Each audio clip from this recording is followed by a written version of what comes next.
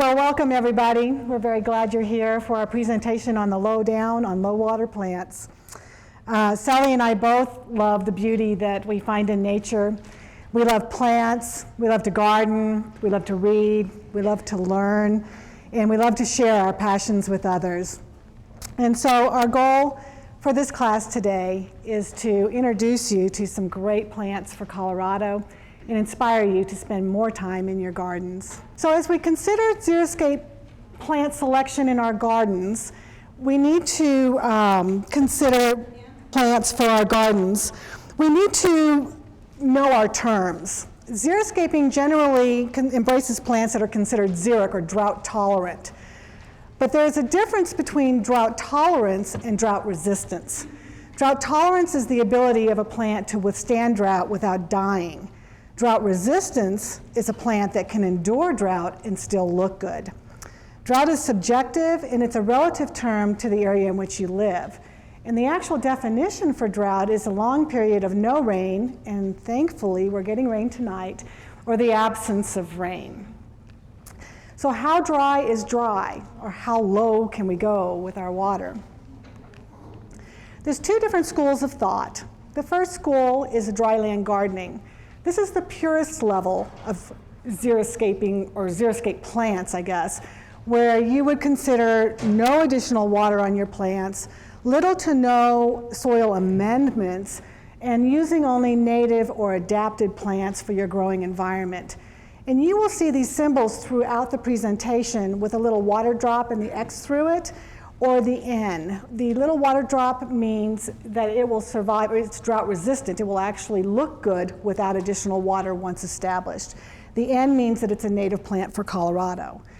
But for the purpose of this presentation tonight, we are going to focus on water-wise and adaptable gardening, using the xeriscape principles for plant selection. And there's three of these principles that apply primarily to choosing plants in our gardens. The first one is planning and design.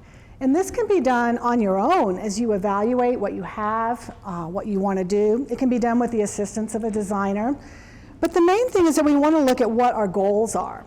Are we trying to create just some beauty in our garden? Do we need to have some function, a screen for wind or screening out of view? Maybe we want to have a focal point. We want to look at what is it we want from our gardens. Secondly, we want to look at our environmental conditions that we're growing in.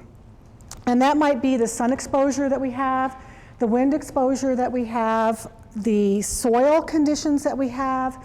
Maybe we have a change in grade, that we have slopes we're dealing with, or water that drains through our property. These are all things that we have to consider as we choose our plants. And when we think about the soil issues, soil improvement is one of the principles of xeriscaping. We want to consider, even when we're using native plants or plants that will thrive without any additional water, we need to consider doing something to the soil. Many of our soils have become compacted in construction or over time, and plants that can thrive with little water don't necessarily thrive with little oxygen around their roots. So the most important thing that we can do for any of our plants that we plant, whether we choose to amend the soil with compost or not, is to loosen that soil so that air can be around those root systems. The other thing we want to consider in our plan is microclimates.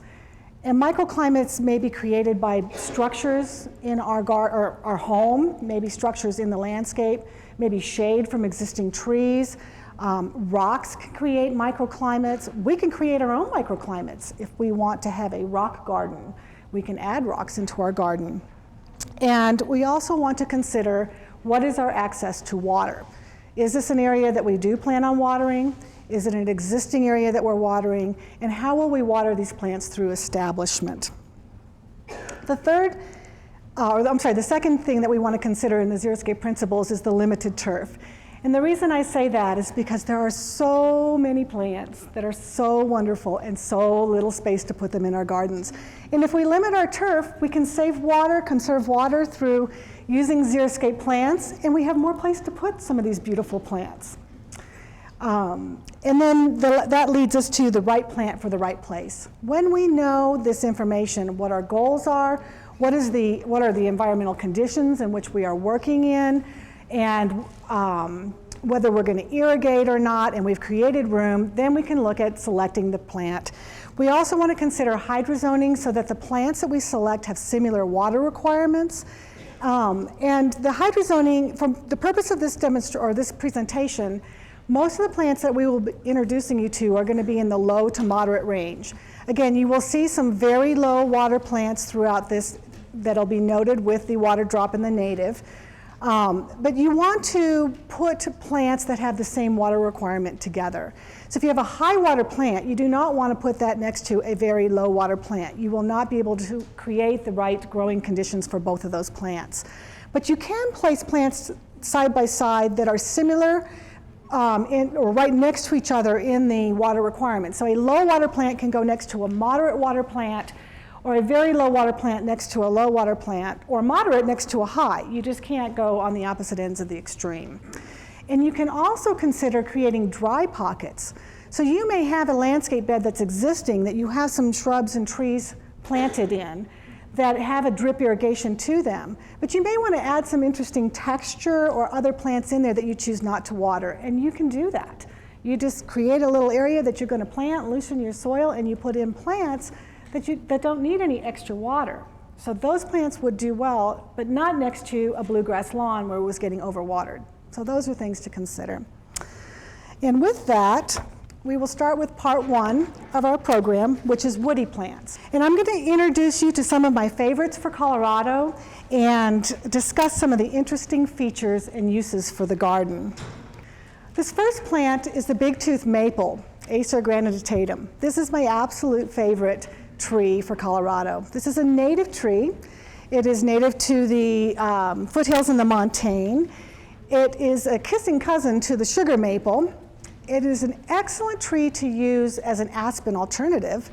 Aspen, by the way, for those of you that are aspen lovers, really do not do well at our elevation here. If you're up in the foothills, they do wonderful, but they are susceptible to many problems here at this elevation. So we consider plants that we can use that will give us great features. This particular one does that. It starts out very columnar in its youth, and then it broadens out, as you can see on the second picture, with age, getting to about 25 to 30 foot tall and about 20 foot wide. In the fall, it turns beautiful colors, depending on how long the fall season is. It starts out yellow, turns orange, and then all the way to red if we have an extended season. This is by far my favorite tree. This right here is a Tatarian maple, another excellent small ornamental tree for our gardens. Again, a fairly low water plant, tolerates heavy clay, multi-seasons of interest. This tree makes a samara that is red, and you can see it in the center lower part of the slide. It actually looks like it's blooming around the 4th of July. The picture of the tree that is green actually has the little samaras on it, and then the other two pictures you can see the variance in fall color on this tree depending on the season. It goes from orange, yellow to a burgundy red. Absolutely wonderful tree. This particular tree is one that was found up at the Cheyenne Experimental Station and then developed through Fort Collins Nursery from a chance seedling that happened to have bright red colors on the samara. But for those of you that don't know, the Cheyenne Experimental Station in Cheyenne was developed back in the 20s to do experiments on plants for the high plains. And it was abandoned in the 70s, and most of the plants died. I think 50 to 80% of those plants didn't make it. But Fort Collins Nursery has gone up and done some research on what they call the survivors, and those are the really tough plants. They've been left with no pruning, no water, no care, out on the plains of Cheyenne, and if anything can survive there, they certainly can survive here. This is one of those plants. Autumn Brilliant Serviceberry is another small ornamental tree that is a beautiful tree for 4 seasons of interest. You get a white spring bloom on this thing. It's just starting to open up right now. From there, you get a berry that is red and then changes to purple that the robins will come and eat almost immediately. They don't last on the tree very long, but it's a lot of fun to watch them. So if you're looking to attract wildlife to your garden, this is a fun tree to have. And then it has a beautiful fall color that is red to orange and very interesting winter interest, as you can see in that lower picture from the branch structure on it. The Western catalpa tree is another great tree. It's a tall, large shade tree for our area. Very interesting feel to it. It is a very tropical looking tree. It's a very large heart-shaped leaf, a very beautiful white orchid type flower, and it tolerates our dry clay and does really well here in Colorado. And you can see it does make a pod after the flowers, and the picture in the lower right is that tree in the wintertime, which really gives you some interest in the winter, but does require a little bit of cleanup once those pods fall in the spring. But it certainly is worth it for the beauty that that tree can bring to your garden. It'll get very large, 50, 60 foot tall, but it stays a little bit more narrow, maybe 20, 30 foot wide. So it's a great tree to use in smaller landscapes. This is the common hackberry. This is what we would call a workhorse tree. This tree here is industrial, used many times in street plantings. It tolerates heavy clay, drought, abuse of all sorts. Has a very interesting rough bark to it as it matures. It has a very sweet fruit that the birds like to come after that holds on the tree. It's persistent, stays through the winter. It does sometimes get nipple gall on the foliage, which you will see in that lower picture on the right, but it is only a cosmetic thing. It is not hurtful to the tree. So for those very industrial sites that are neglected, this is an excellent large shade tree to use. Russian hawthorn is a very interesting character tree. This is one that you either love or you hate. It has great character. It's kind of gnarly in its growth, and it has a white flower in the spring, and it makes an interesting red cranberry type berry that you can see that holds into the winter until the birds come and eat it. Again, an excellent tree to attract birds to the garden and to bring interesting character if that is what you like. This is also a plant that would survive with no additional water once established, and it's also one that is a survivor up at the Cheyenne Experimental Station. But if you're not into such gnarly character, it has a cousin, which is the thornless cockspur hawthorn, which is another beautiful ornamental tree, nice lollipop, tidy shape to it that has all those same wonderful features that the Russian hawthorn have. White flowers in the spring, red berries late into the season, and then beautiful red fall color. The imperial thornless honey locust is another great shade tree for our area. This particular variety tends to be a little bit more symmetrical in its shape. It is thornless and it is also podless. Makes a great shade tree, provides a filtered shade, has a fine texture to it. The leaves are small, and you can see its winter form in the picture on your right. But this is another great tree, I think another one of the workhorse trees for shade trees for here in northern Colorado. The Kentucky coffee tree has a very interesting form to it. This particular tree will get to be very large. It has a white flower on it, if it is the female tree, and then creates an interesting pod, which you can see that holds on through the winter. This is another very industrial tree, tolerates our heavy clay very well. It tolerates drought very well and wind. It is just a super large shade tree for our area. Has some interesting stories behind this tree. The people in Kentucky and some of the Native Americans in that area take these coffee beans, or used to take these coffee beans and roast them, or beans, and make coffee out of them, hence the name Kentucky coffee tree. But what is interesting about this is that the leaves and the pods and the flowers and all parts of this tree are poisonous. But apparently when you roast these beans, it neutralizes the poisons in that and makes them tolerable to be consumed as a coffee drink. And actually the Native Americans used it they would crush those seeds after roasted and use them for some type of a food. But there have been incidences where these leaves and pods and things have fallen into small areas of water, reservoirs of water, and actually killed the fish in the water and poisoned the water. So if these things are not roasted, you would not want to consume them. This next tree is a wafer ash, and this is another great ornamental tree for Colorado. It has it makes a little small wafer. The flower is insignificant on it, but it makes an interesting wafer that is persistent and hangs on the tree. So it gives you some interesting texture.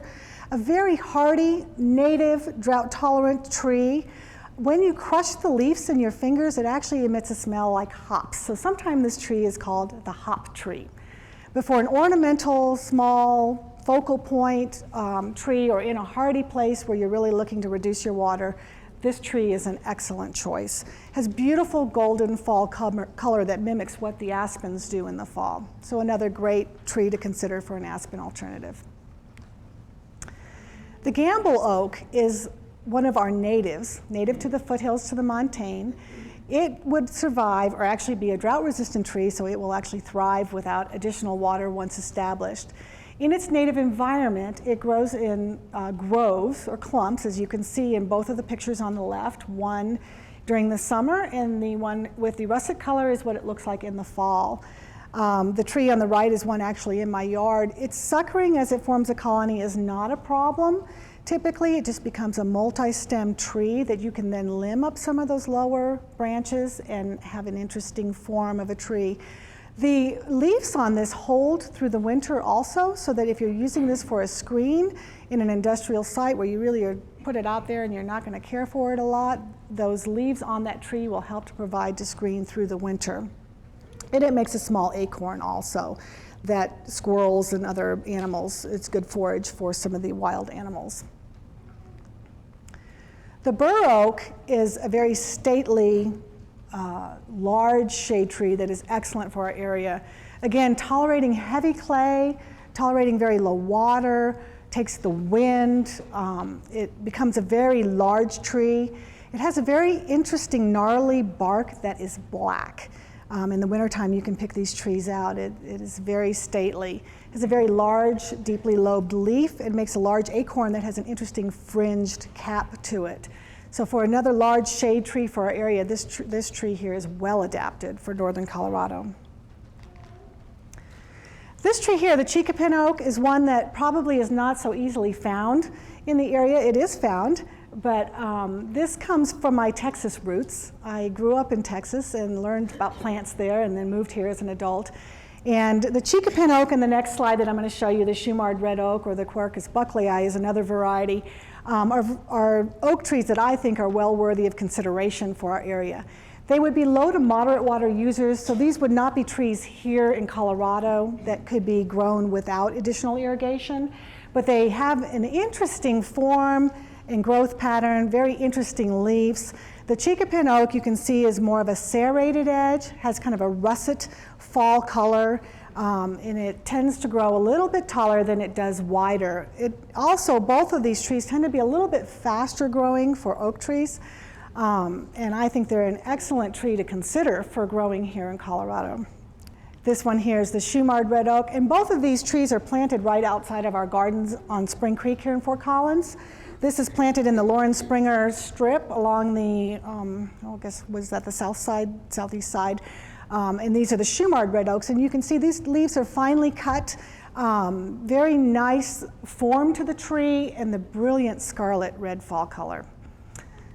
Certainly a tree to consider. This one is just Shumardi. Wavy leaf oak is another one of our natives. Now this is a little bit smaller tree in its habit. It can either be grown in a single stem or a multi-stem, as you see in these two pictures here. It has a thick leathery leaf to it that's kind of bluish green, and then in the fall, in the warmest winters, it may stay semi-evergreen, but in the fall it'll turn, you can see in the picture on the left, kind of a golden brown, and it does hold its foliage again all the way through the winter until it starts its new growth in the spring. A great tree for a totally dry garden in our area. So now we're on to evergreen trees, and I think it's important in our gardens that we have a good balance of evergreen and deciduous plants to help carry us through the winter, to give us the structure. And so there's some wonderful trees that are xeric that we can use in our gardens. The first one I'll introduce you to is our Rocky Mountain juniper. And there are many cultivars available. On this particular slide, you can see the Colo Green, the Wichita Blue, or the Woodward Columnar. The Woodward Columnar is actually another Cheyenne survivor, only getting about 2.5 foot wide and growing 25 or so foot tall. You can see it actually is a great tree to use as a replacement for Italian cypress. That was another plant we used a lot down south for those exclamation points in the garden when you really want to make an impact, a vertical accent. It's a great tree to do that. The other junipers, and there's many cultivars out there in the Scopularum species, are great workhorse trees, but they also provide an interesting foliage contrast, as you can see, with blue playing off a green, or if you have a red shrub. But you can also use them for wind blocks, so they have good use for screening, and they also have nice berries that the animals, or the birds, really like to come and eat throughout the winter, so it provides good food for the wildlife. This here is the chinensis, or the Spartan juniper. This one here is a little different variety than our native. However, it has a beautiful deep green color and a wonderful blueberry. So this is a great tree as an accent piece, as you can see here in the yard. And again, excellent food source for the birds. And it has, this one here tends to stay a little bit more narrow than some of our native varieties, so it is good for a smaller landscape. Colorado blue spruce. This is our wonderful state tree. And there's many varieties of this tree, and it provides beautiful blue color. It is actually considered a xeric plant, but it is a moderate water user. It is native along stream sides in our mountains, where they do get considerable more precipitation than we get down here. So this would require some supplemental water, but certainly a tree that is worth considering. A few of the cultivars that are unusual are the pendula, which is a weeping form of the Colorado blue spruce.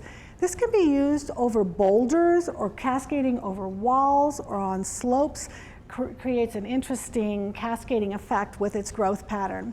The fastigate on the far right is actually a columnar version, only getting about 6 to 8 foot wide maximum, but growing still quite tall, 25 feet tall. One thing that I should mention about evergreens when you're purchasing them at the nursery, they give you a tag that will tell you how large these trees are going to get. The one in the lower center is called a Montgomery, and on the tag, when you buy this thing, it's going to tell you it gets 6 to 8 foot by 6 to 8 foot with a pyramidal teardrop type of a shape to its growth. But evergreens never stop growing. You can control how they grow by pinching off the leaders on it, and also by how much water it's getting is going to affect that somewhat. But it will continue to grow. The size that they give you on the tag is a 10-year size. There is a Montgomery in my old house planted 17 years ago that is every bit of 12 foot tall and probably 8 foot to 10 foot wide at the base. So know that these plants will continue to grow. What they rate them by is how fast they grow. Some are super slow growers, only growing 1 to 2 inches a year, and others that are fast growers growing 12 to 18 inches a year. I believe the Montgomery falls in a moderate range, maybe 6 to 12 or 4 to 6. I guess I'm not really positive there, but so it doesn't get real large, but it will eventually become a larger plant than you see in this picture. And then we have fat and wide, like Fat Albert. And another great one to consider, I think, for the urban landscape is the Baker's blue spruce. The Baker's tends to be a little bit more narrow, maybe getting anywhere from 8 to 12 foot wide in maturity, but you can see by its form that this would be a tree that you could use in a smaller space, still giving you that beautiful steely blue color. So now we go into the pines, and this first pine that I'm going to introduce you to is the bristlecomb pine. This particular pine is native to the higher elevations in Colorado. It is a pine that does require good drainage. It is also a drought-resistant plant, so once established would survive without additional water and still look good. You can see it in these pictures here in its young age with an interesting rich green. It has a white resin on the needles that give it an interesting texture. And then you can see it mature on the right. That tree probably there is probably at least 30 years old. It is a very slow-growing pine tree, but an excellent choice for a totally dry or xeric garden. You would not want this tree planted next to your bluegrass lawn. It would not be happy. The pinyon pine is another native pine to Colorado, grows on the southern slopes in the foothills, primarily out in the western part of the state. Again, a drought-resistant plant, would thrive without additional water once established. You can see it has a nice, tidy shape to it, very dense form, a little bit shorter needle, makes an interesting pine cone. And from this tree, we get our pine nuts that we roast and put in salads and other type of casseroles if you like the pine nuts. I think gathering the pine nuts from the pine cones is quite the process, but that is the tree where the pine nut comes from. The limber pine is another excellent native pine tree that is native to the higher elevations in Colorado, very hardy, tolerates the wind, tolerates heavy clay, tolerates drought, tolerates just about anything you could throw its way. This is probably one that could have had a water drop on it also. The only reason I didn't put the no water is because it is from higher elevations, which typically do get a little bit more moisture than we get here. But this tree is a workhorse of a pine tree. You usually see it multi-stem, has an interesting rich green needle to it, and you can see it is a little bit longer pine cone down in the lower right-hand corner. The limber pine has also, there are some cultivars that can be used for smaller gardens or rock gardens. There are two varieties here, the Damfino dwarf, which it would be a rock garden pine. This would be one of those super slow growers, probably only growing 1 to 2 inches per year, having a nice moundy form to it. Probably was developed from a broom that was taken from, it was an abnormal growth on a pine tree that was found, and then it's grafted to create these, to propagate it so that you can use these in your garden. The Glenmore dwarf or Glenmore columnar is also an excellent choice for narrow places in our garden. And this, you can see in its form that it stays fairly narrow, only getting maybe 3 to 5 foot wide maximum in its age, and a great tree for accents in your garden, vertical accents. But you want to know your source when you're buying limber pines. There is another limber pine that's quite popular called Vanderwolf. It has a long needle on it that's kind of bluish green. But many of these cultivars are propagated and put onto different rootstock. These particular ones that I'm showing here are actually placed onto rootstock of, I believe, the native limber pine, so they're very, very hardy. But most of the Vanderwolf limber pines that come our way are grafted onto eastern white pine. They're coming from the western states, and they're grafted onto eastern white pine rootstock, which is not a rootstock that tolerates our clay or our water, the alkali soil and water that we have. So, how do you spell that name? The Vanderwolf, it's Vander, V-A-N-D-E-R, and then Wolf, W-O-L-F. There are some suppliers that are grafting those onto limber pine rootstock, and certainly those would be hardy for our area. Just know your source. The ponderosa pine is a native plant here to Colorado, again growing in the foothills to the montane. Beautiful long green soft needles, has a beautiful red bark to it. And the way you can tell the ponderosa pine apart from the Austrian pine, because there's many Austrian pines planted in our area, is that the ponderosa pine has 3 needles. The needles are a little bit longer, and your Austrian pine is only going to be a 2-needle pine. But this tree here is very hardy. It doesn't adapt as well to urban conditions, so not a very good street tree, but maybe more in, on acreage properties where you can give it the right growing conditions. This is a great native tree to use, but it is a moderate water user because of where it's native to, so it will need some supplemental water to thrive.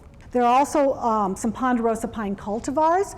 This particular one is called Mary Ann Heacock, and I believe her namesake was Mary Ann Heacock, who found this plant up in the Poudre Canyon and grew it in her yard for many years, and then passed it on to Kelly Grumman's with Timberline Gardens when she moved out of her home, and that's what you see is the parent tree there on the right. That tree, I believe, is somewhere between 80 and 100 years old. It is a genetic dwarf, and it has been propagated, so you can now purchase through some of the local nurseries these Mary Ann Heacocks, and generally when you purchase them, you see them as the picture on the left there. It's a nice little moundy form, very, very slow grower. So great rock garden plant or just a small accent evergreen to put maybe by your front door if you want to have an evergreen plant there or someplace as a focal point. But again, very slow growing, so it'll stay very small, and a great tree to use in the urban landscape. The southwestern white pine is a pine I think is underused. It is also probably not quite as readily available, but I think an excellent pine to consider for our area. It too, like the Vanderwolf pine, has a very long, soft needle. Those needles can get 6 to 7 inches long, blue-green. The texture on it is fine and silky. Very hardy tree, tolerates clay and alkali and wind. And it is beautiful form, as you can see here in this picture. So if you can get your hands on one of these, and I know there's several places that are selling them, this is a great tree for something different that your neighbors don't all have. So now we're on to deciduous shrubs, and there are many of those that are worthy of our consideration. The first one is the Saskatoon serviceberry, and this is a cousin to the serviceberry, the first serviceberry that we looked at, which was the autumn brilliance, but this one is more of a shrub form, and this is a native plant, native to the foothills, to the montane. It has a beautiful white flower and the berries that start red and turn to blue, and it has excellent fall colors. You can see in that picture there, beautiful red fall color. The birds absolutely love this plant. The Indians use the berries, I believe, to make pemmican, and you can also make jams and jelly from these berries if you can get your hands on them before the birds do. I believe another name for this plant is Juneberry. And so I know in the early pioneer days, many pioneer women made jam out of these berries, fighting the birds off, I'm sure. Dwarf lead plant is an excellent native, no water plant for Colorado. This is the Nana variety. It only gets about 2 foot tall and 2 foot wide. It has beautiful spiky purple flowers in the summer. Nice fine texture to the foliage. It's kind of a grayish green or bluish green. And many of our native plants, you will find some of these features on them, that they have small foliage, which reduces the amount of evaporation. Some of these plants you'll see will have fine hairs on them, to kind of shade the foliage of the plant, the leaf or the stem. Many of them will have deep tap roots. Also succulent foliage is a common. But this one here you can see, and it's fine foliage. And the other thing with really fine or narrow foliage is it also protects it against hail, because the hail will just kind of go right through it. Whereas if you've ever seen what happens to a rhubarb leaf when you have a hailstorm, you've got Swiss cheese. So this plant here would certainly tolerate just about anything you would throw its way except too much water. Caragana is another workhorse plant. This is commonly used, the Siberian pea shrub is used commonly as a screening plant. I think it has excellent qualities, a beautiful yellow flower in the spring. It has a very shiny golden bark, as you can see in the center. This plant is drought resistant and will thrive without additional water once established. The tidy pea shrub on the right is one that is actually a survivor from Cheyenne. It has a little bit more open and airy feel to it, almost like a Palo Verde if you're familiar from Arizona. But you can see it in bloom on this picture here. And then the pygmy pea shrub for more of a small dwarf bush, that one only getting about probably 4 foot tall and wide. The tidy wills get about 8 foot wide and probably maybe 10 foot tall, and the Caragana, I believe, is about 12 foot tall and about 8 foot wide. The Siberian pea shrub. But these are excellent plants for multi-seasons of interest that can actually thrive without additional water. So when we look at a dryland garden, these would be great plants to incorporate into it. And you can, again, combine your colors. So you have this bright green and the yellow flowers, and you have something next to that with a bluish foliage to it, different textures, and you can get a lot of visual interest. Yes? I have not noticed that there's a problem with that particular one. I know it does not sucker as much as some of the other varieties are known to sucker, so it tends to be more tidy, but I have not noticed a problem with the pods exploding.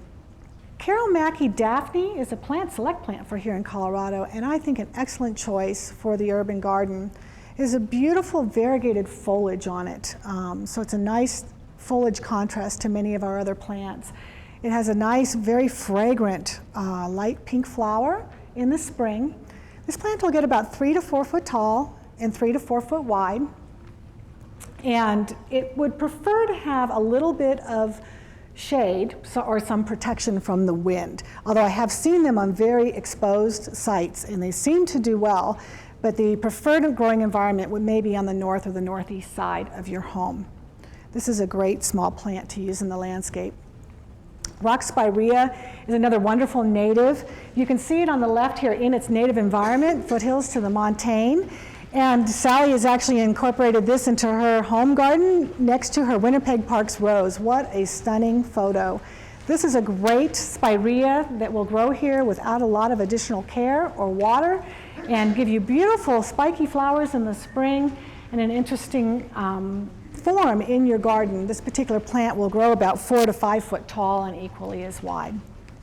Summer wine ninebark is a great shrub. You can see that it almost has a growth habit of the bridal wreath with that cascading branches coming from it. But my favorite feature on this plant right here is its red foliage.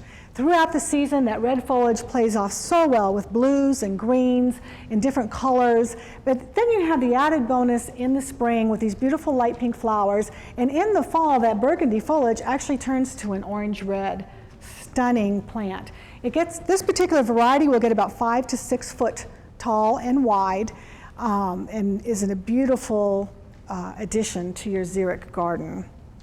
The Pawnee Butte sand cherry is another native plant found out by the Pawnee Buttes. And you can see in this picture here is a beautiful, it has a white flower in the spring and then a nice form to it. It stays very low, only getting about 18 inches tall and spreading probably 5 to 6 foot wide. And then it gets a stunning reddish orange fall color. This would be a great one for erosion control. As well as there's another one that I'll show you that'll be coming up, which would be another good one for that too. It also makes a little sand cherry, which is a little purple cherry. Again, was used for making jams and jellies if you can get your hands on it before the birds. So it has many seasons, I think, of good features to consider this plant in your garden. The fern bush is another favorite no water plant for me. This one here has really nice ferny foliage to it, a white flower that comes on in the midsummer when not too many other things are blooming, and then this interesting yellow fall color that you can see here. It gets about 5 to 6 foot tall and 5 to 6 foot wide. This plant will grow with absolutely no additional water.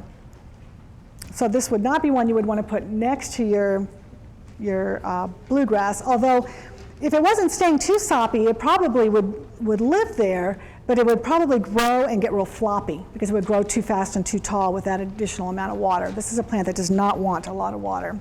The Apache plume is a very interesting native plant. Again, a drought-resistant plant, not requiring any additional water. This is one you either love or you hate.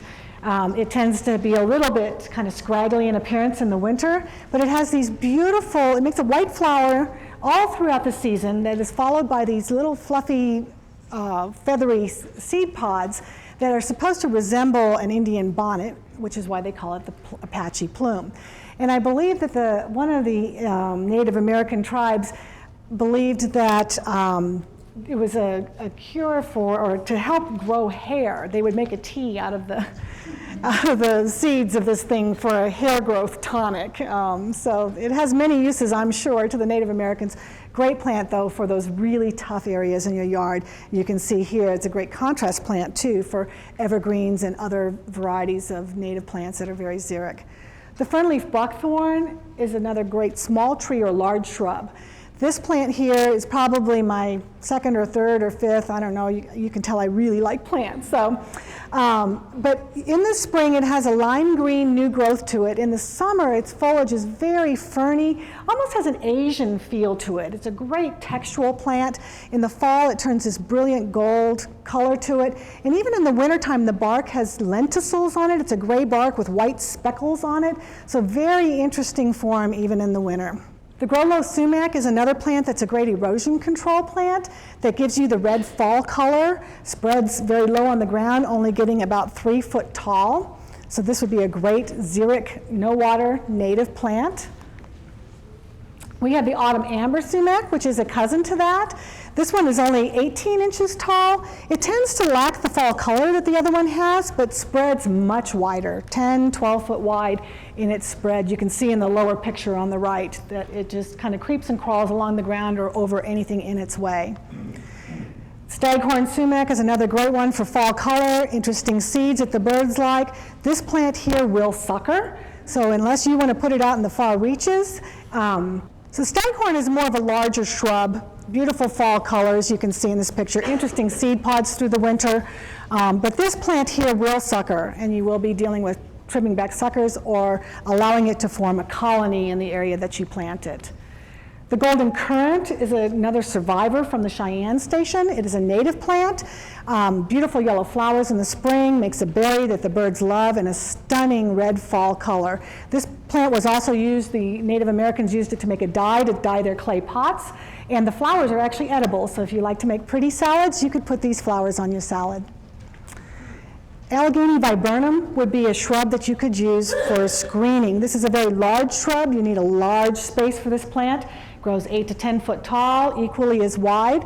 Has clusters of white flowers in the spring and then followed by these interesting berries late into the season. The leaves are leathery, very thick and textural. Great screening plant. You can see how large it is. This picture is taken out at PERC. And the yellowhorn, I think this is my last slide here. This is a very interesting introduction. It's a plant select. It has an orchid-type white flower in the spring. This would be a great specimen tree for a focal point in your garden. Small tree, large shrub, depending on how you prune it. Very different. This tree is actually planted right in front of the gardens on Spring Creek if you want to see it throughout the season, but in its glory in this picture right here in flower. The Ponchito manzanita is a great plant for Colorado. It's a cousin to the Kinnicknick. It's a low-growing broadleaf evergreen. Can be grown in very dry locations. It's a spreader. Only gets about 12 to 18 inches tall and will spread 4 to 5, maybe even 6 foot wide. Has a pretty little pink flower in the spring. Another underused plant is the curl-leaf mountain mahogany.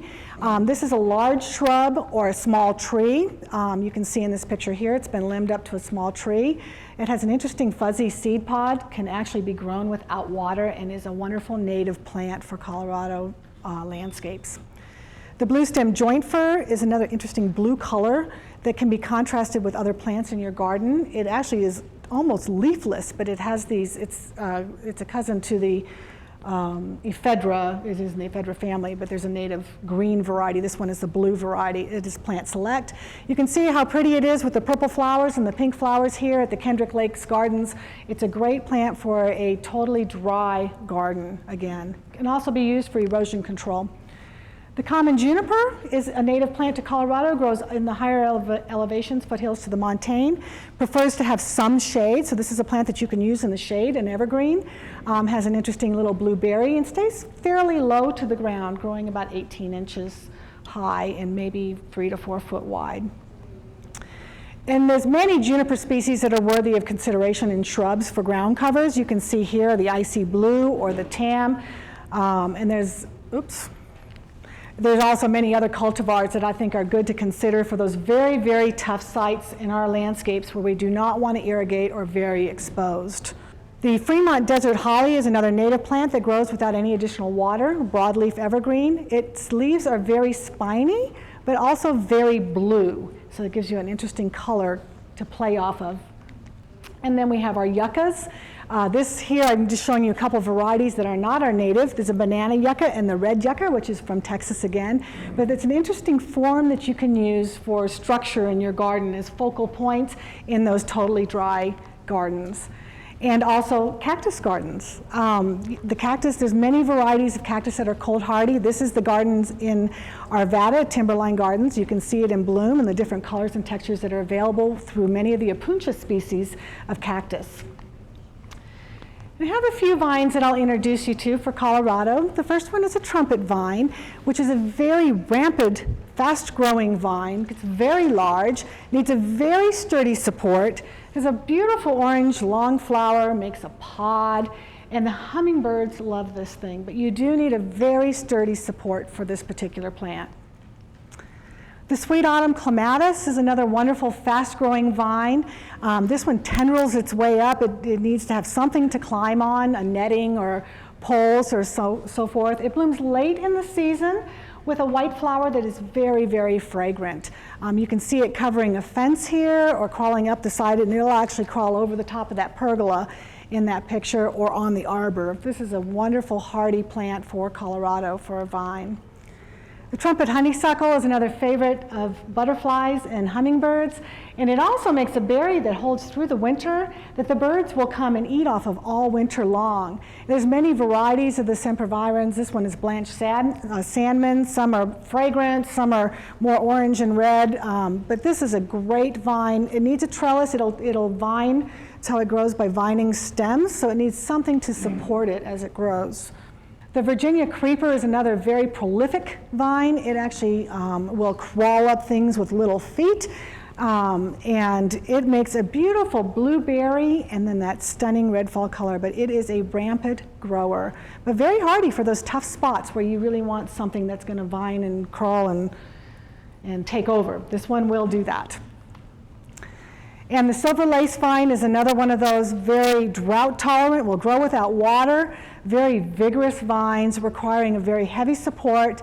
It's very interesting white lacy type flowers, but you can see its growth habit, how rampant it does grow and how it covers these fences, and then what it looks like in the wintertime with that growth in place. So through the seasons, these are pictures in my yard. When you use these xeric plants and you put them in combination, you've got a plan of how you want to approach things. You can see that seasonally you can create beauty. And the spring in the lower left picture, in the fall is the same shot as it's changed through the seasons. And with the structure of the plants and repetition and balance, you can see even in the winter it can be quite stunning. During this half of the program, I'm looking forward to introducing you to a variety of attractive, interesting, and in some cases, unusual grasses and perennials. You'll find again that some of the plants listed on your handout are not included in the presentation. It's always too many plants, too little time. Having said that, there's still a lot of plants that we're going to be covering this evening, so fasten your seatbelts, we'll get started. You often see grasses and perennials referred to as herbaceous plants. Those are plants that do not produce woody tissue like the trees and the shrubs, and they generally die back at the end of each growing season. They survive the winter as dormant underground structures. More and more I see that people are finding and appreciating the use, the beauty, and the benefits of planting ornamental grasses in their landscapes, and so that's where I'm going to start in tonight's presentation. So the question is, why plant ornamental grasses? All I need to do is look at this slide and I know exactly why I love to use ornamental grasses in my landscapes. You've got an array of wonderful colors, you've got interesting textures, you've got a variety of sizes and shapes, you have movement and sound when the wind blows, and the ornamental grasses make beautiful companion, low water companion plants for our colorful perennials.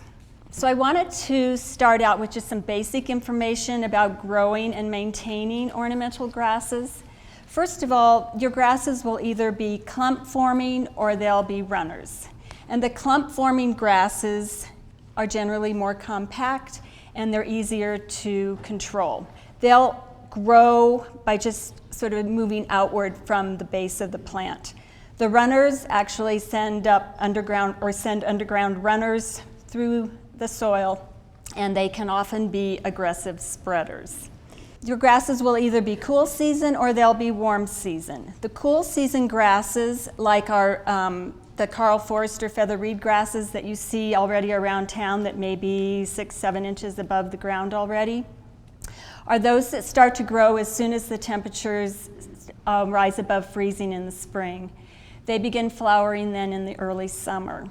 The warm season grasses, like some of our native little blue stems, big blue stem, the maiden grasses, are warm weather grasses, and they require the soil to be warm before they start growing.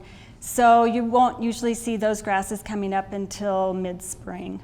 With regard to cutting back grasses, it helps to know whether or not your grasses are cool season or warm season. If it's a cool season grass, you'll want to have already cut it back by this time of year. I usually think late February, early March is the best time to do that, because you'll see already a lot of the feather reed grasses starting to emerge in early March, and you don't want to end up cutting off the top of those new grass blades when you're trying to cut back the old grass. The warm season grasses you can leave in your landscape a little bit longer. Cut them back maybe in late April or even early May, depending on the kind of winter that we have.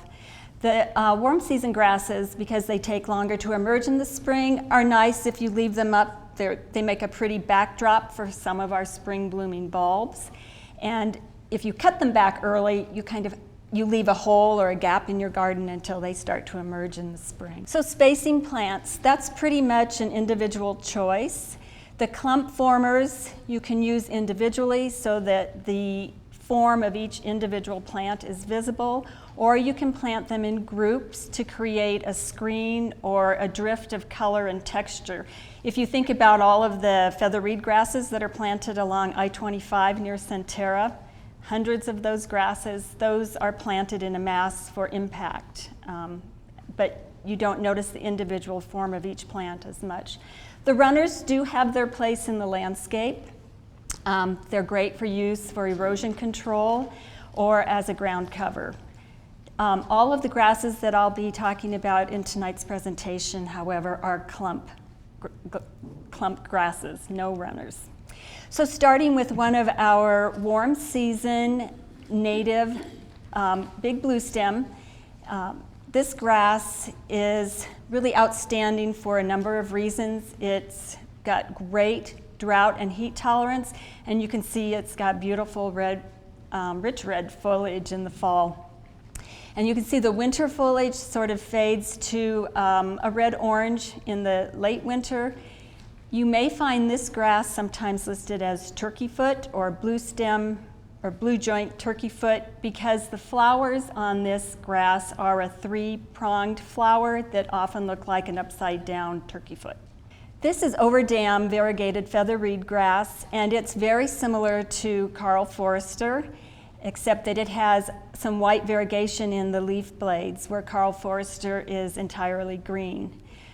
This is a cool season grass, and you can see that it blooms in the summer with flowers that are tinged with kind of a purplish pink color, and those flowers then start to tighten up in the fall as the season gets cooler, and they form those beautiful golden seed heads that you see in the picture on your left.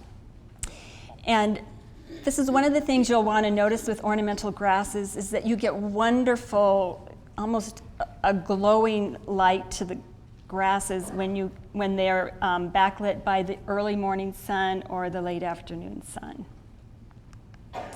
This is another one of the feather reed grasses. It's the same genus, it's the Calamagrostis genus, but it's a different species. And this particular grass is a warm season grass.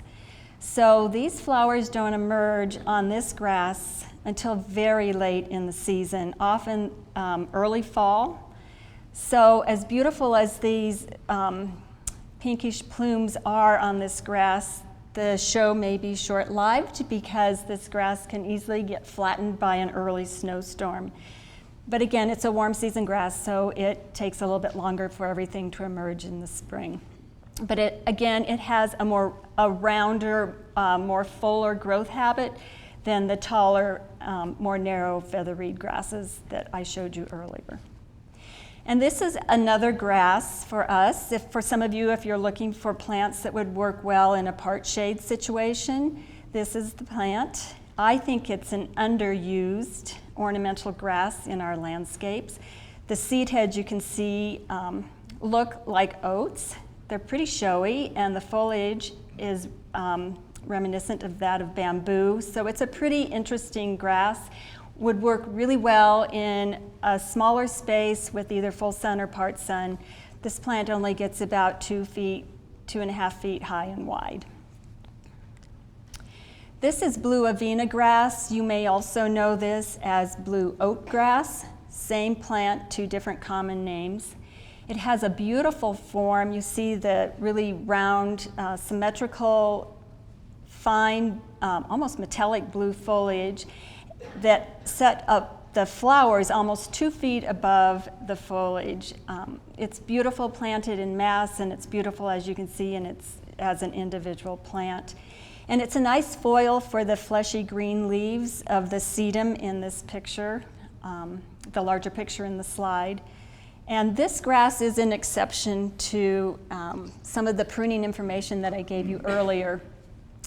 This particular grass needs some grooming in the spring, but basically you can just cut off the top part of the grass with a gloved hand, get in there and pick out some of the dead foliage, but it doesn't need the severe pruning that most or all of the other ornamental grasses need.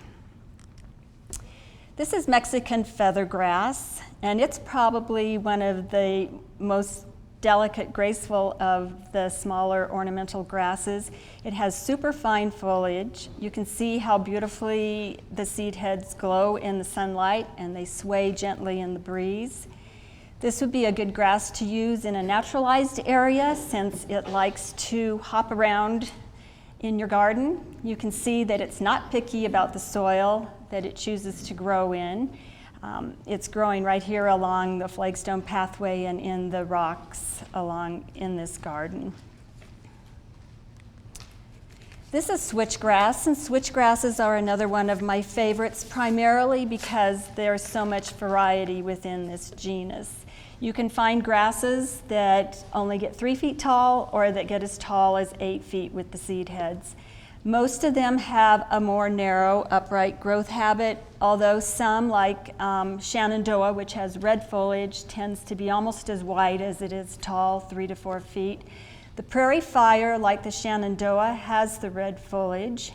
The plants have a lot of variety. The Dallas Blues is a really pretty wide blade with a blue-green color to it. Northwind is an excellent plant if you're looking for something that won't fall over when the snow comes. It stays very upright throughout the winter season.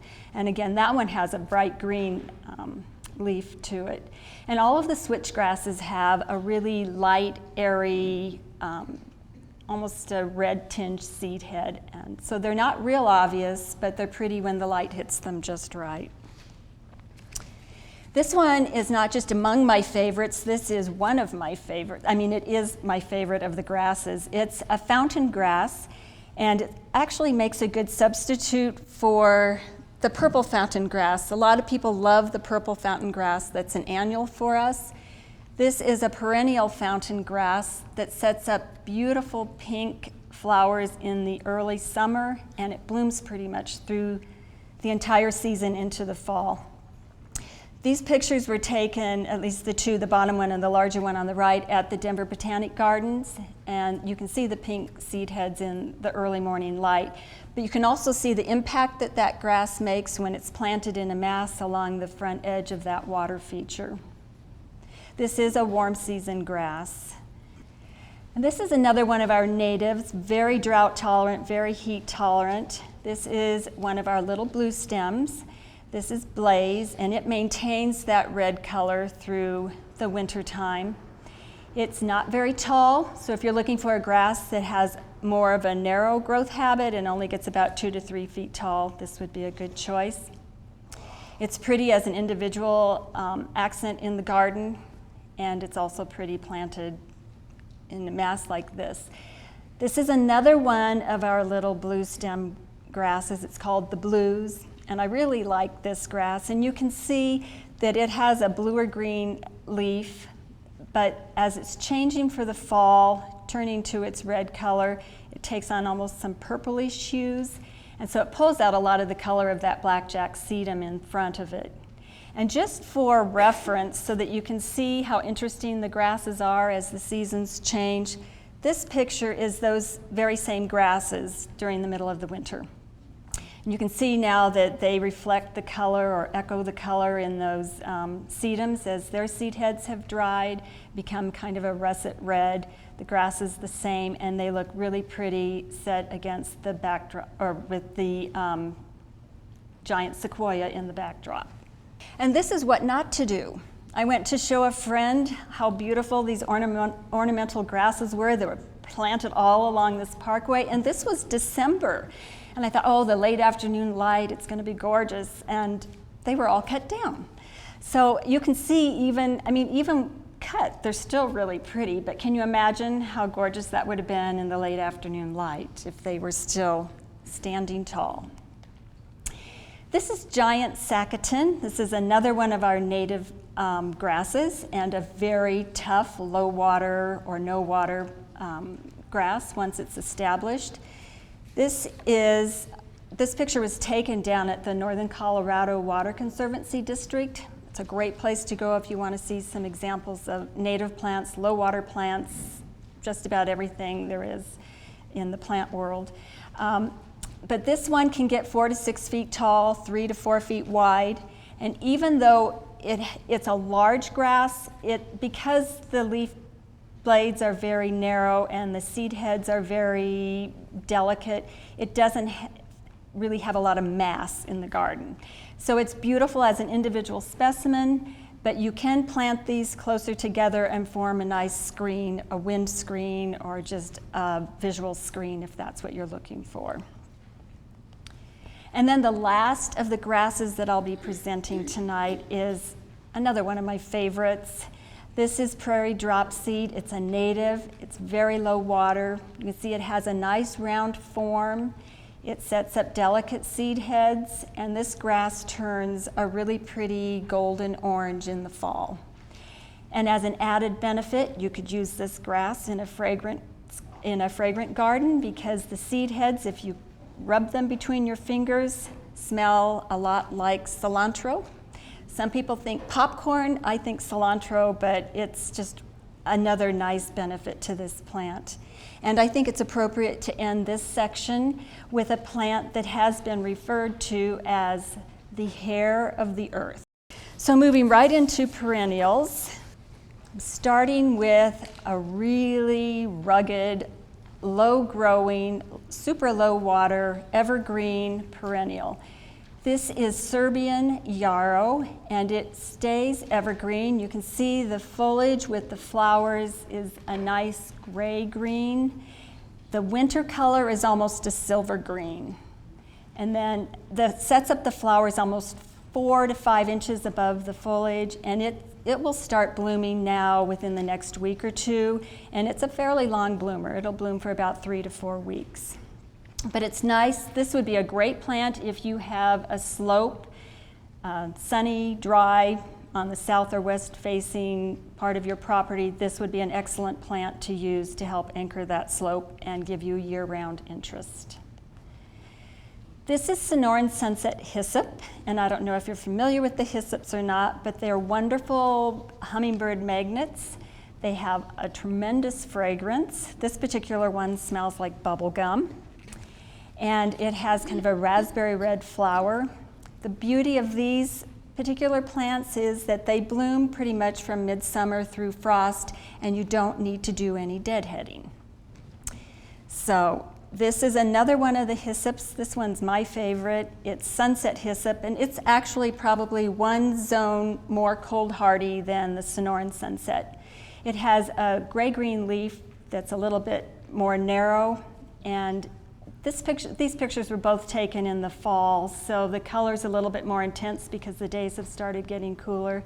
But the hyssops attract bees as well as hummingbirds, but they're absolutely wonderful plants to have. They will self-sow some in your garden, but if you have to pull out a few little seedlings, then your gloves or your fingers smell like licorice or mint, because that's what these plants smell like. They're often referred to as hummingbird mint because the hummingbirds are greatly attracted to this plant. They're actually best if you leave them through the winter and cut them back in the spring. It will help just with their cold hardiness, help them to overwinter a little bit more successfully.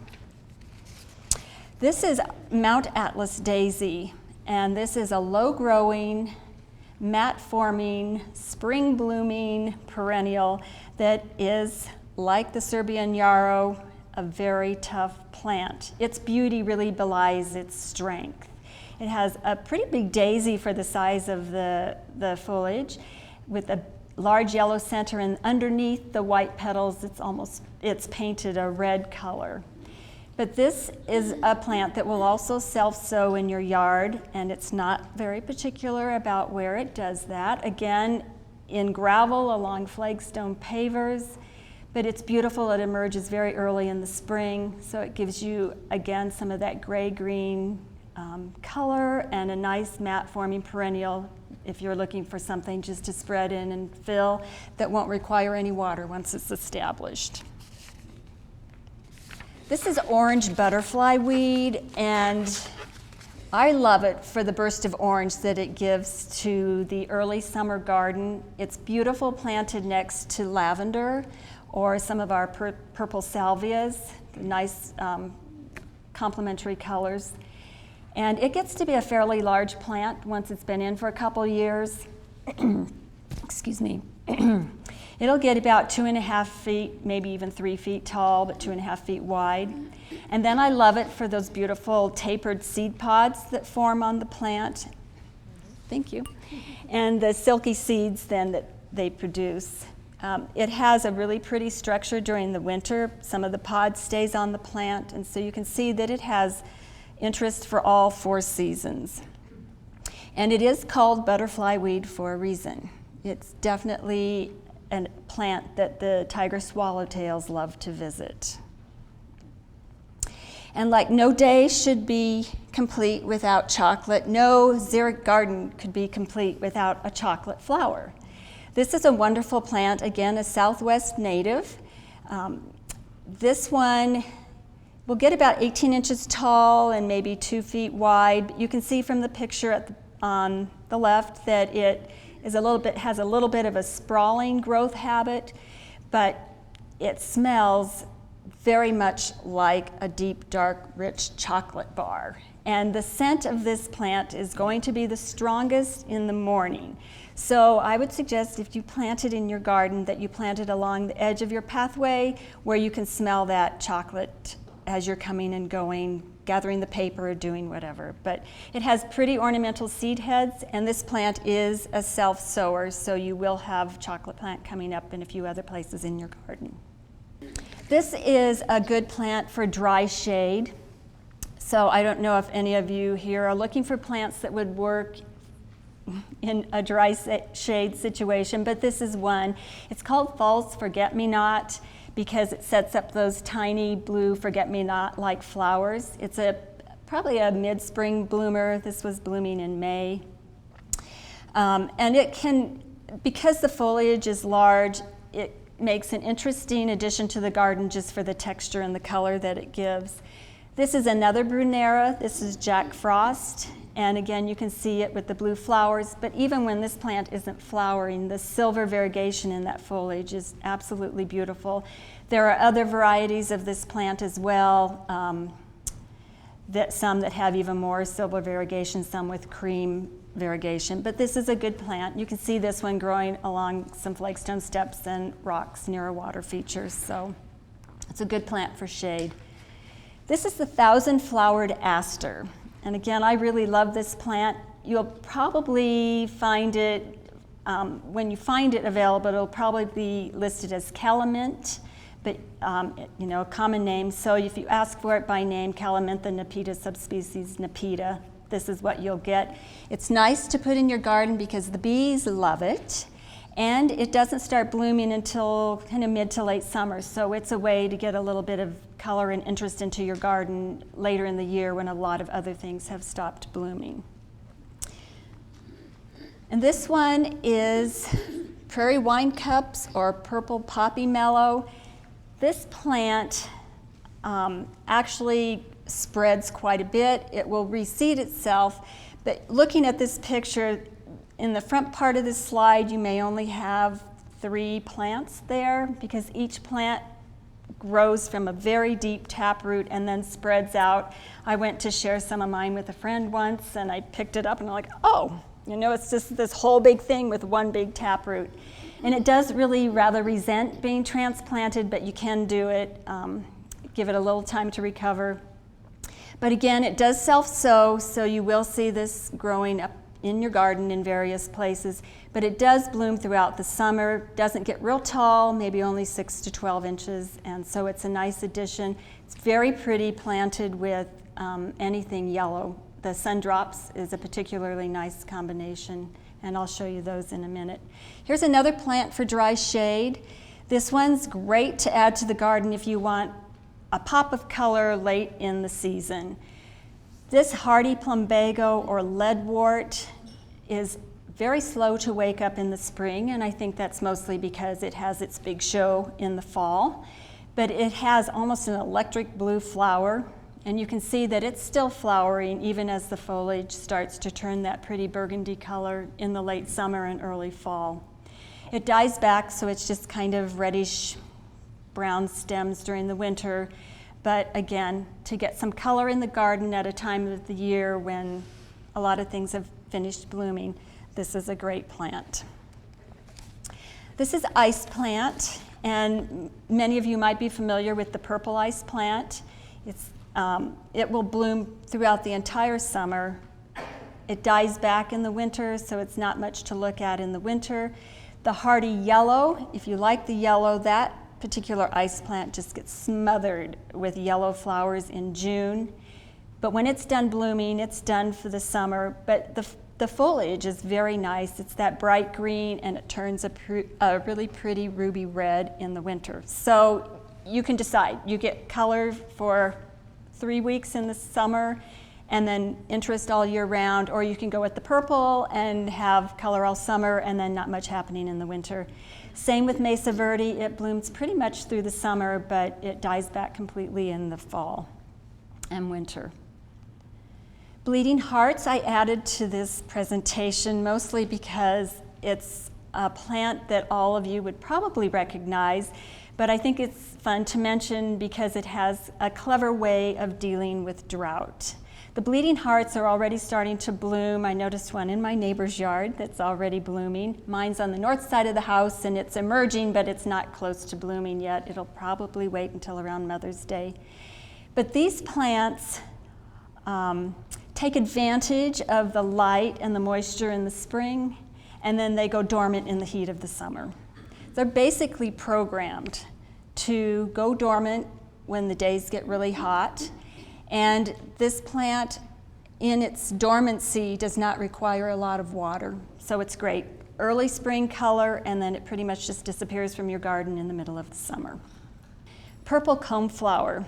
The traditional coneflower is the purple coneflower. There's been a lot of breeding that's been done, and so there are now coneflowers available in a lot of different colors, in a lot of different forms. I still prefer the purple coneflower. This section of my yard started out with 5 little plants, and I've given a lot away. I just let them all go to seed and fill in that space. And I leave the seed heads up because the birds love those during the winter time. And if and when we get snow, I think they look pretty with their little snow-capped seed heads. I also have a few of the orange meadow bright coneflowers planted in my yard. They're beautiful, but they don't seem to be as floriferous. They don't put up as many flowers. They don't reseed as much as my purple coneflowers, and they're still there, except for the one the dog stepped on.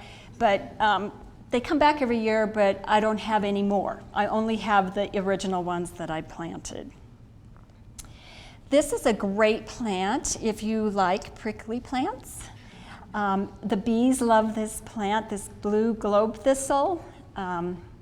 Again, something that will give you some color in that middle to late summertime. It is a very bold specimen plant if that's what you're looking for in your garden. You can see that it has a large, deeply cut leaf and a very round blue flower. The leaves on this plant, the bottom leaves tend to deteriorate fairly quickly, so if you can plant something at the base of that plant that kind of covers up the deteriorating leaves, it's a good idea. But this is beautiful. I mean, this blue is so almost metallic that everything, you can see a little bit of the red rose in that one picture. It's pretty with the sunset hyssop with the orange. I mean, it's a wonderful plant. It is a self-sower. I haven't had it reseed itself in my yard a lot. This is the first time in 3 years I actually had one little seedling, but I know Ann's had it in her yard, and then she took it out of her yard because she had so many of them growing up. So, you know, your experience might be different, but I think it's really worth planting just for the interesting structure that it gives. This is a native for us. This is Canna Creek buckwheat, and this is another perennial that's beautiful all year round. You can see just a profusion of yellow flowers that show up in the kind of late spring. Then those flowers age to this orange color, but the foliage does not die back. It just changes to that magnificent burgundy. And then when spring comes, the foliage just greens up again and starts the whole process all over. So this is a great plant. It stays fairly low and good for year-round interest. This is a wonderful little ground cover, again, for a place of dry shade. It's pretty small, only gets about 4 or 5 inches high, and those little white star-shaped flowers are pretty tiny.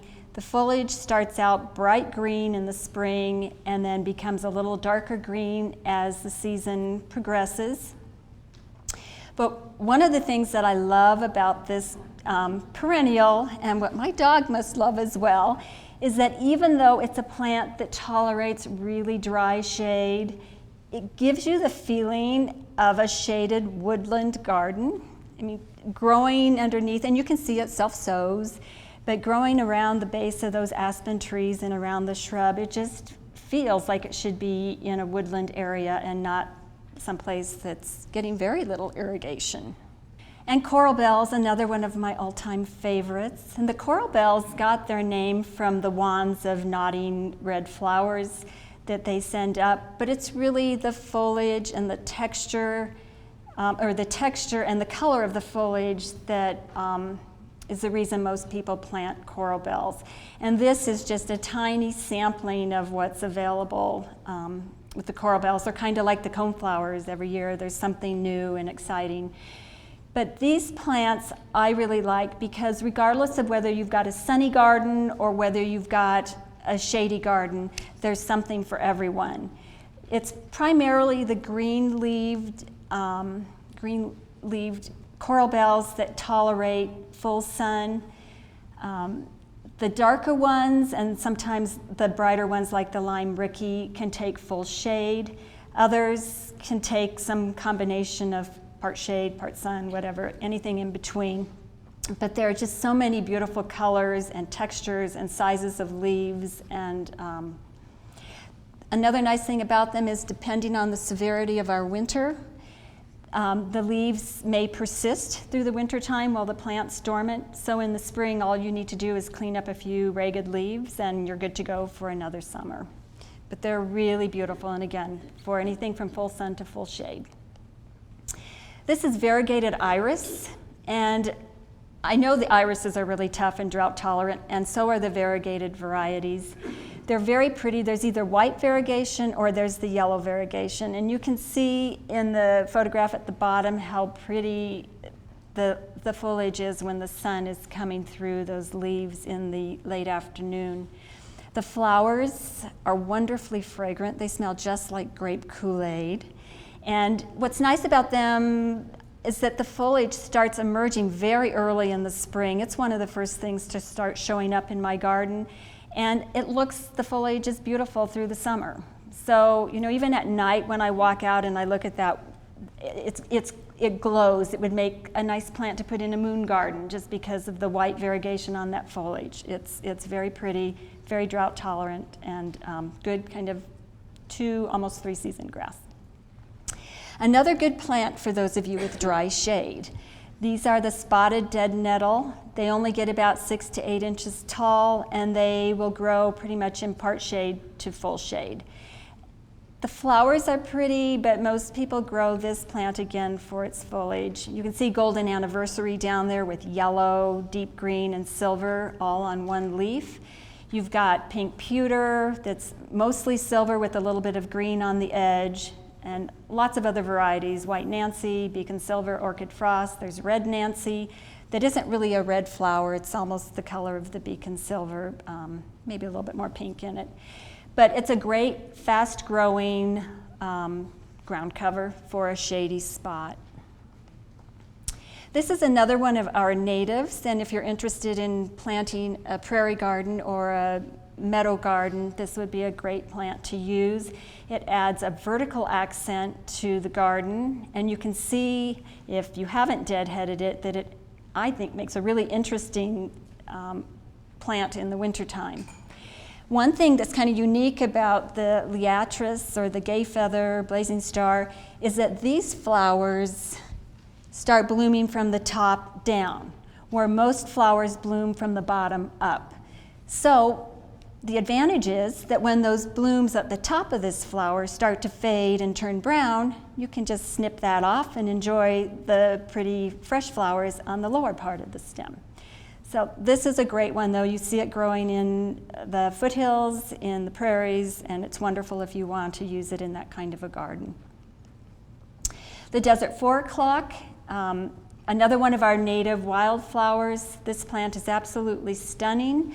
When it's mature, it'll get about 1 to 2 feet tall, 4 to 6 feet wide, and it will have hundreds of flowers all blooming at the same time. It's very impressive, and it's one of those plants that will do best for you with very little irrigation.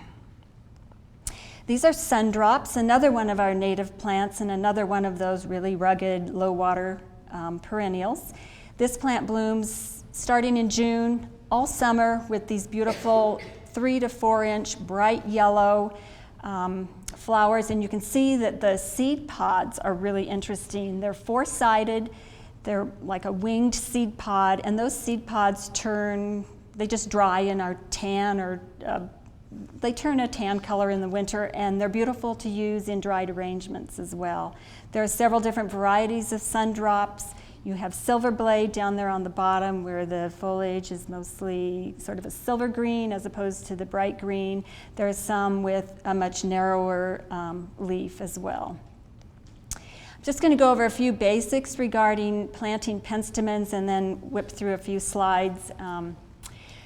The most important thing with penstemons, as with a lot of our native plants, is that you need to have sharp draining soil. Wet soil spells certain death for penstemons. And go light on fertilizer. They like it lean. Oops. Planting penstemons, it's great if you can plant them just a little bit above grade, a little bit higher than the surrounding soil, so that water doesn't collect around the crown of the plant and rot it. And the crown of the plant is where the roots meet the leaves. With deadheading, a lot of the penstemons are not real long-lived for us, so if you let some of your penstemons set seed by not cutting them back, that's probably a good idea. And often the resulting seedlings will live longer and be more durable than the parent plant. And finally, cutting down penstemons. A lot of websites or magazines will tell you cut them down in the fall. I say leave them until the spring and cut them back then. The old stems really help protect the crown of the plant during the winter. You'll find lots of variety within the penstemons in terms of size and color and even shape for some of the flowers, although they're all very similar to the kind of snapdragon-like flower. This is a native forest firecracker penstemon with that rich red. This was a Plant Select plant, Pikes Peak Purple. This one is a pretty vigorous reseeder, and so you would want to deadhead this midway through the season, and then it'll set up more blooms. You might want to deadhead it again, and it'll rebloom, but you will find this in various places throughout your garden because it is a pretty ready reseeder. Again, 3 other varieties of penstemon. The pine leaf penstemon, the yellow one at the top, is really a nice choice if you want something evergreen in your garden. That really narrow pine-like foliage lasts all year round. You just cut off the flowers in the fall and you've got a pretty mat of green during the winter. The Red Rocks is another Plant Select, and my all-time favorite is that electric blue. It hasn't lived really long in my gardens, but 2 or 3 years seems to be what I get out of it, but you know what, I would plant it as an annual. It's just so pretty. And this one a lot of you might be familiar with. This is Russian sage. It gets to be a fairly large plant. 4 feet by 4 feet when it's mature. It's a very long blooming, you can see again with the little X'd out water droplet, very tough perennial forest. And something interesting about this plant is that it's actually classified as a subshrub. So you'll find Russian sage often available in the woody plants at your nursery as well as in the perennial section. And because this plant doesn't die back completely, you'll want to wait until the spring and then cut it back maybe 8-10 inches from the ground. This is another one of our native wildflowers, the pasque flower, so called because it's often blooming right around Easter time. It blooms in colors, different shades of purple, red, white, and this little yellow one. It's another really low water plant.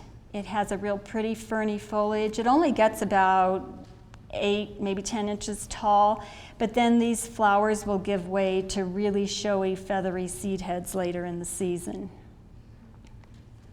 And this is one, if any of you are interested in planting a prairie garden, that will do really well for you. You can see it's one of our natives. It readily reseeds and will often outpace some of the other wildflowers in your garden, so you do maybe want to cut some of these back if you want to allow other things to come up between it. But it's really tough, low water, do great.